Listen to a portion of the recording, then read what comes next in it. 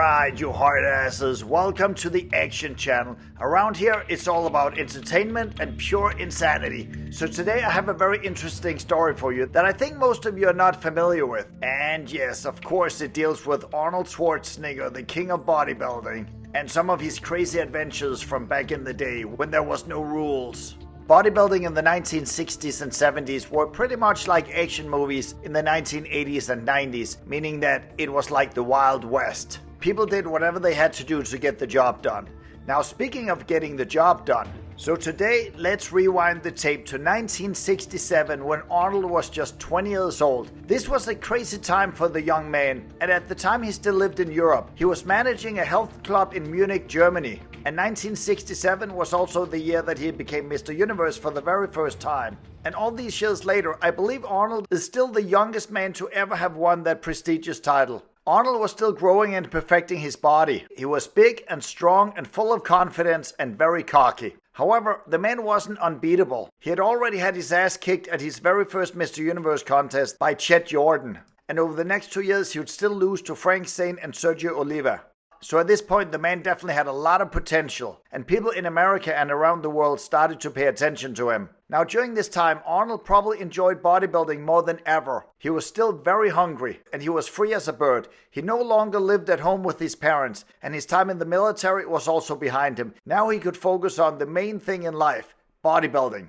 So today, let's focus on some of Arnold's craziest workouts ever, and they took place while he lived in Munich. Now, every businessman as well as professional athlete, including bodybuilders, all have one thing in common. They constantly have to question themselves and ask the question, what can I do differently to improve myself? And yes, even as cocky and confident as Arnold was, he still realized he had to be very honest with himself. And he literally asked himself, what can you do to be special and different? Eventually, he came up with the idea to shock the muscles, meaning that if you do 5 sets of bench press every time with the same amount of weight, the same sets, the same reps, eventually the body will get used to it and it will stop responding. So once a week, Arnold and one of his training buddies would literally fill up the car with 250, 300 pounds of weights, drive out in the woods, and focus on just doing one exercise, but doing it over and over and over again. Arnold has explained this in his very first book, The Education of a Bodybuilder. Now, if they were to train squats on that particular day,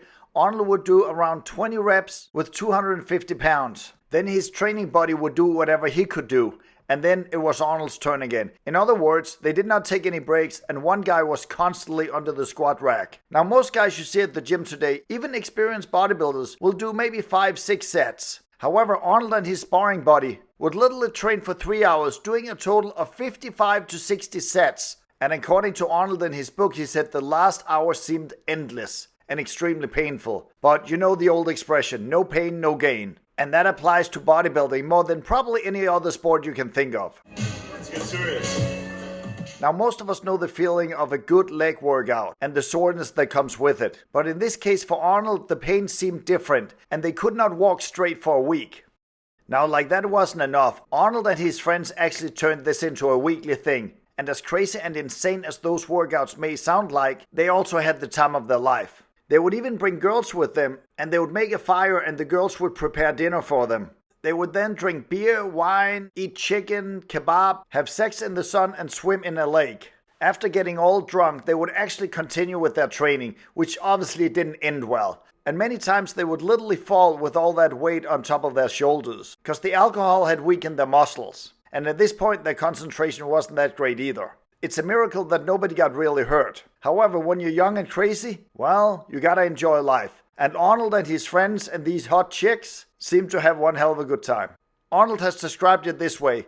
They acted and pretended to be gladiators. They would train their big muscles, eat, drink, have hot chicks by their side, and pass out by the end of the day. Now, a lot of people probably say, well, that actually sounds like a lot of fun. Well, but first you have to get under that squat rack for like 3 hours and 60 sets. Then we'll see how much energy you got left. Arnold and his buddies ended up loving this routine, so every weekend they would drive out in the woods and go all crazy with the weights and do endless sets. The following time, maybe they would do bench presses, rowing or flies, whatever it took to bombing their bodies, giving them something different from the usual everyday routine at the gym. So it all made sense, and Arnold's theory behind this was you have to surprise or shock the body. Don't always do what it expects. and Arnold realized that this was a new way of promoting muscle growth. He experienced amazing results, and he started to preach this as a method for bodybuilding. Now, before you guys get all inspired and start loading up your car with dumbbells and barbells, I think it's important to realize that we are so much more advanced today in regards to training and nutrition. And Arnold and his buddies in the 60s and 70s, like Lou Ferrigno, Franco Colombo, and all those guys, they maybe had 10 to 20% available of equipment compared to what we have today. So at that point in time, they didn't have a whole lot of knowledge. So they had to experiment with different training equipment, different exercises they could do, nutrition, pretty much anything. And I guess you can say they came up with a blueprint that the next generations could follow. Now, that being said, today we know that there are so many much more advanced training methods compared to the old days. But you have to admit they had a lot of guts and willpower. And in this case with Arnold training out in the woods, well, you must say he was also very, very creative. And yeah, some might even say, well, not too bright either. Anyway, fellas, I just thought I would share this little story with you and to share some of Arnold's crazy adventures from the past. Now, you have to admit, these killer workouts, they might have been absolutely insane, but they helped creating one of the greatest bodybuilders that the world has ever seen. Now, that being said, guys, thanks for watching. And if you want to see more videos like this about bodybuilding, fitness, martial arts, or just action movies altogether, please like and subscribe. I'll see you next time. Take care.